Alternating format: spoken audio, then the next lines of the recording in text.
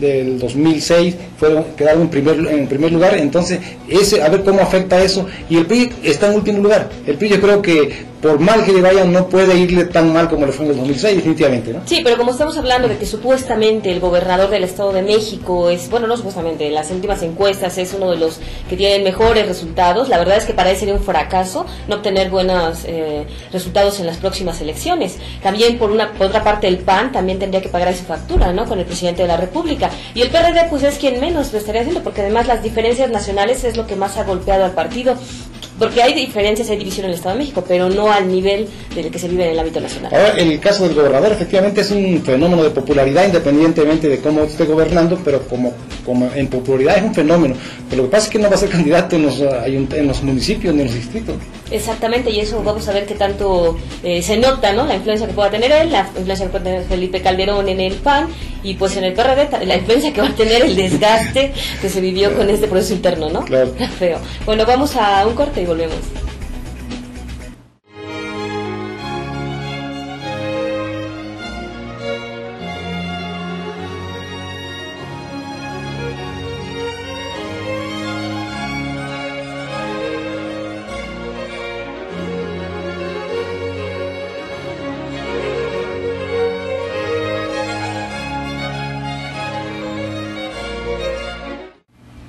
Gracias por continuar con nosotros.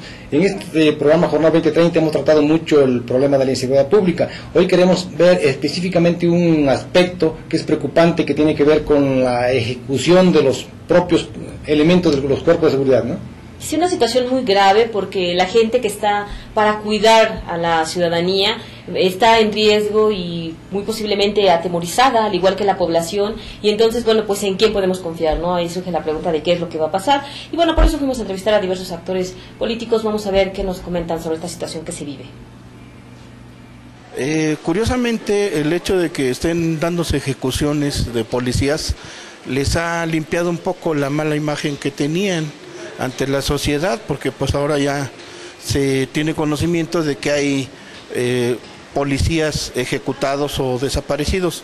Pero repito, yo creo que al margen de encontrar líneas de investigación o de explicación, pues habría que visualizar que desgraciadamente la violencia se está apoderando del país. Yo creo que vivimos por llamarla de una forma, una guerra de bajo perfil, en la que el sector público se está viendo completamente rebasado. Las instituciones de seguridad pública no cuentan en este momento con una estrategia adecuada para combatir el crimen.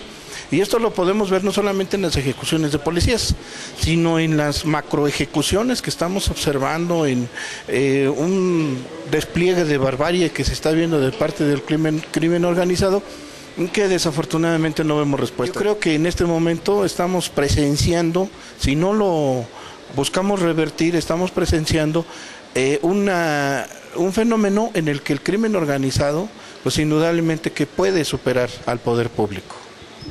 Bueno, yo creo que estamos viviendo, como ustedes bien lo registran, momentos bien difíciles en nuestra vida social e institucional.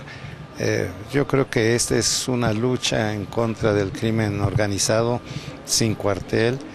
Es también una reflexión de la sociedad para renovar sus valores morales.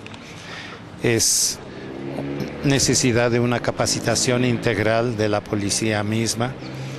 Y sobre todo, yo sí insisto en las causas de las causas, que es la educación, que es una mayor conciencia en vivir en un plan de armonía, de paz, de no violencia. Vivimos en una crisis de seguridad muy grave, en donde pues yo creo que tenemos que participar cooperando, aun cuando sean simplemente con denuncias, toda la sociedad, porque tenemos que apoyarnos a nuestras autoridades. Es un clima de inseguridad en el cual nos toca a todos ahora sí hacer un frente común. Lo que nos dice es que nos sigue faltando eficacia para trabajar, para hacer acciones, y bueno, ahora la entrada del ejército nosotros la celebramos, pero ni puede ser toda la vida ni puede ser permanente. Tenemos que apostarle a la profesionalización y capacitación de los cuerpos policíacos. No diría yo desprotegidos, sin embargo sí faltan elementos y faltan herramientas de formación para ellos, ¿no? Hoy por ejemplo hablan de una legislación nueva para el uso de armas de fuego y explosivos. Pues está bien que pueda haber quizá el manejo de un arma automática profesional, pero si los policías no están capacitados, si ellos no tienen los elementos suficientes para manejarlas, de nada servirá el mejor armamento. Tenemos que meternos al fondo del asunto y por eso la iniciativa de ley del Centro de Formación Profesional. Esto quiere decir que vamos a hacer un análisis desde el policía municipal, desde el policía preventivo, desde el policía judicial, desde el policía federal, para saber si está apto físicamente y psicológicamente para desarrollar este evento y sobre todo inyectarle sensibilidad más, que es lo más importante. En el Estado de México las autoridades reconocen 150 ejecuciones en general por cuenta del crimen organizado. Hay cifras que ubican este número trágico en 250. En todo caso, las muertes de policía en el Estado de México van cerca de 30, lo que quiere decir que en un caso serían el 20% de los asesinatos y en el menor de los casos como el 12 o 13%, ¿no? Sí, y ahí habrá que ver cuáles son las causas, ¿no? Porque mucha gente puede decir, pues, tal vez es porque se han involucrado en el crimen organizado, que lamentablemente está incrustado en prácticamente todas las esferas de nuestra sociedad, o también porque estorbaban a los intereses de quienes los asesinaron. En todo caso, no es saludable que entre ejecutados y desaparecidos, porque existen unos 5 o 6 elementos, tanto federales como estatales y municipales desaparecidos. Es grave que los propios encargados de darnos seguridad tengan también problemas y que incluso puede llegar el momento en que también tengan que cuidarlos a ellos, ¿no? Es que la situación ya es muy difícil. La última medida que se toma y que se está tomando ya cada vez con más recurrencia es la presencia del ejército, pero como lo mencionan nuestros entrevistados, no puede ser permanente porque para eso tenemos policías preventivos, ¿no? Es preocupante además que el ejército tenga que intervenir porque las policías no tienen capacidad, o son corruptas, o no les interesan, o no tienen la vehemencia en el combate al crimen organizado, que tenga que salir un instituto que no es su función constitucional hacer tareas policíacas, ¿no? Sí, es que aunque las autoridades lo nieguen de que no se ha rebasado a las autoridades, todo parece indicar que sí, que el crimen organizado ya las está rebasando.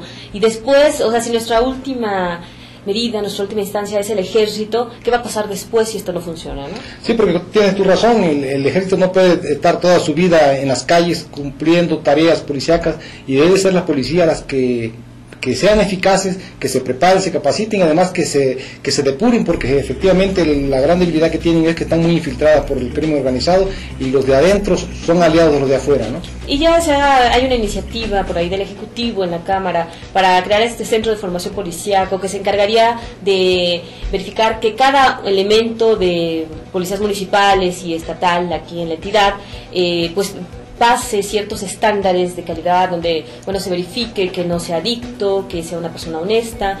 Pero bueno, lo que pasa es que también hay tanta corrupción que a veces es difícil creer, ¿no? Sí, hay David Garay Maldonado, que ya fue funcionario público, esta es la tercera ocasión en el Estado de México, es una persona que conoce mucho de seguridad pública, estuvo en el Distrito Federal con esa misma encomienda y aquí va a encargarse de este centro que formaron, ¿no?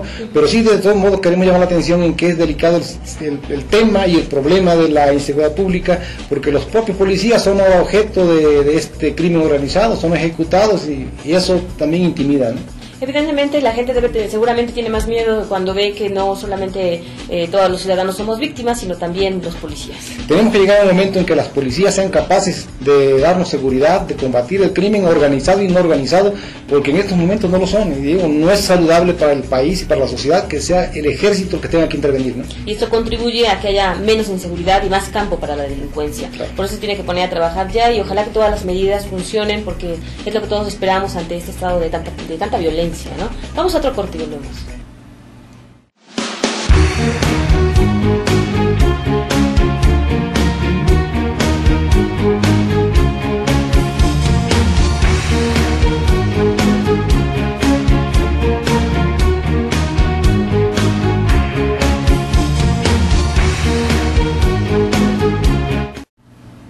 Gracias por su atención. Desde que inició Jornal 2030 hemos tenido preocupación por el problema del agua potable, la disponibilidad, sobre todo en lo que hace a esta cuenca del Balsa que alimenta al sistema Cutzamala. Las autoridades federales ya informaron que en los próximos 8 meses va a haber escasez de agua, tienen que reducirla porque las presas tienen un volumen inferior al que deberían tener, ¿no? Lo increíble de esto es que es algo